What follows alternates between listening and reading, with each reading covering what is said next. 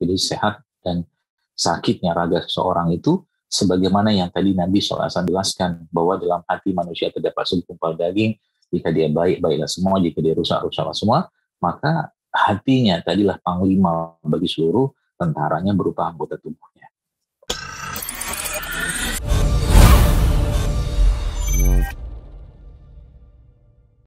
Nabi SAW jelaskan ya, bahwa sholat itu adalah istirahatku, ya, penghiburku, penyejukku, kata Nabi SAW. Maka orang yang sholat, ya, dia harus mampu merasakan itu. Kalau seandainya dia tidak mampu merasakan, namanya orang istirahat, rehat, senang-senang gitu ya, pasti senang gitu jiwa dan hatinya.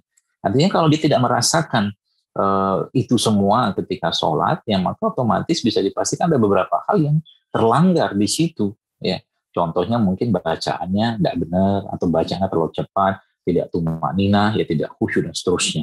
Ya, atau tidak mentadaburi makna bacaan yang dia baca. Seperti itu. Akhirnya nggak ada ketenangan.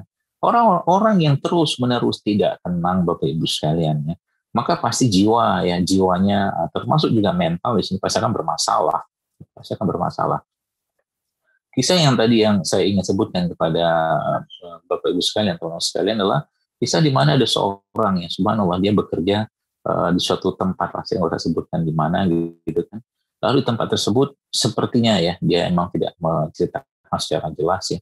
Ada banyak hal-hal yang berupa nilai-nilai kebaikan yang dia harus langgar bahkan tiap hari di sana. Ya. Lalu tiba-tiba dia merasakan masalah di badannya, sekalian. Ya, masalah di badannya, ya badannya kurus, kemudian mulai muncul keluhan-keluhan lemes segala macam, dan ternyata ketika dicek ya, diperiksa ternyata dia mengidap kanker hati, ya, mengidap kanker hati. Jadi subhanallah ya, betapa jiwa ya atau mental seseorang itu sangat-sangat berpengaruh kepada raganya. Ya. Lalu ketika dia katakanlah dieksplor lebih dalam lagi, Bapak Ibu sekalian, ternyata itu sudah lama terjadi. Jadi dia harus melakukan suatu hal yang dia nggak bisa terima secara keimanan dan nilai kebaikan itu sendiri, yang katakan membuat akhirnya jiwa dan mentalnya sakit gitu kan. Dan jiwa atau mental yang sakit atau hati yang sakit ini, atau kolbun marid ya, kan ada dua, ada tiga. Hati itu ada tiga, kolbun salim, kolbun marid, kolbun mait. Ya, jadi ada tiga, hati yang mati, hati yang sehat, hati yang sakit. Ya, hati yang sakit yang tidak diobati lama-lama, maka dia akan menjadikan jiwa seseorang itu bermasalah, mentalnya pun akan bermasalah. Ya, akhirnya subhanallah ya, orang tersebut ia mengalami penderitaan yang luar biasa, dan qadarullah akhirnya beliau meninggal dunia. Ya, tapi meninggalnya saat itu dalam keadaan yang tenang, ya, karena dia sudah memohon ampun ya, meminta ampun kepada Allah atas begitu banyaknya nilai-nilai kebaikan yang terlanggar dalam dirinya. Ya, begitu banyaknya nilai-nilai kebaikan yang harus dia langgar dalam pekerjaannya seterusnya. Jadi subhanallah ya, mantinya pun saya mendapatkan informasi dari adiknya itu dalam keadaan yang tenang sekali, ya bahkan dia bisa mengucapkan syahadat. Ya, itulah akhir kehidupan yang baik ya bagi seorang yang akhirnya kembali pada Allah. Saya katakan tadi ya, jiwa yang tenang, hati yang tenang ya, itu hanya bisa didapatkan dengan ketaatan ya, kebaikan pada Allah Subhanahu wa taala, kepasrahan kepada Allah ya, dan keikhlasan ya atas semua yang Allah takdirkan kepada dirinya atau seseorang, tanpa nilai-nilai tadi itu dilanggar. Baik tentunya nilai-nilai yang berhubungan dengan agama, karena agama sudah mengatur nilai itu secara keseluruhannya, seperti itu. Nah, inilah yang saya dapatkan beberapa kali gitu kan dalam perjalanan katakanlah saya berkecimpung dalam dunia kesehatan Islam seperti ini. Bahwa ternyata memang kaitan dari jiwa atau mental itu nanti balik-baliknya adalah kepada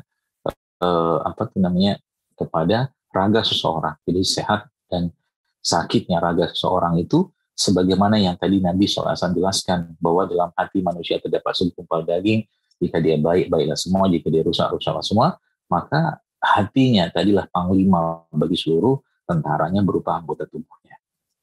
Ya, dan pengendalian ini tidak lepas dari kekuatan iman yang Allah berikan kepadanya, hidayah atau taufik Allah berikan melalui ketaatan dia kepada Allah Subhanahu wa taala.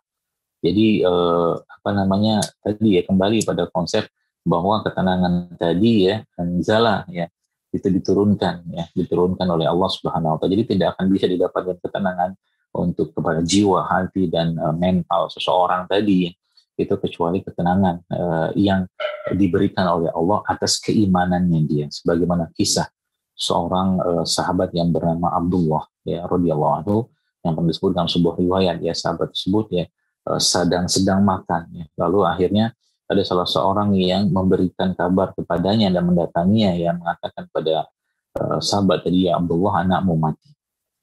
Lalu akan terjadi Bapak Ibu sekalian, yang terjadi Abdullah yang saat itu sedang makan mengucapkan dan berhenti makan sebentar, lalu dia mengucapkan inna lillahi wa inna ilaihi raji'un katanya.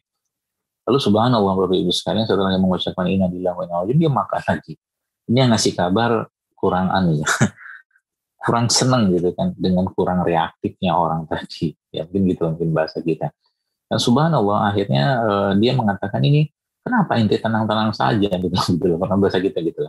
Ini anakmu mati dibunuh orang, kau tenang-tenang saja. Lalu Abdullah mengucapkan kalimat yang tentunya kalimat ini adalah kalimat yang berlandaskan keimanan atau akidah yang kokoh. Dia mengatakan kita adalah kaum yang meyakini suatu takdir, tidak bisa dimajukan, tidak bisa dimundurkan. Anakku meninggal atau mati, ini sudah ditakdirkan oleh Allah dan tidak akan bisa dimajukan atau dimundurkan. Ya, maka aku akan mengurusnya nanti. Sedangkan sekarang aku sedang makan, aku akan selesaikan makanku ini, setelahnya baru nanti aku akan mengurus jenazah anakku. Ya, enggak gerusak-gerusu, ya, enggak enggak heboh-hebohan kayak zaman sekarang gitu kan. Yang begitu banyak orang ketakutan bahkan dengan urusan virus ini saja. Misalkan ya akhirnya kita semua bisa menilai kadar iman dan imun kita ya. Jadi virus ini menjadikan sebuah katakanlah ajang ujian kita semua untuk menilai seberapa kuat iman dan imun kita ya. Iman itu nanti kaitannya dengan ikhtiar kita ya, tawakal kita, ikhlas kita, pasrah kita kepada Allah Subhanahu wa taala. Dan imun kaitannya dengan bagaimana kita menjaga tubuh kita tetap sehat.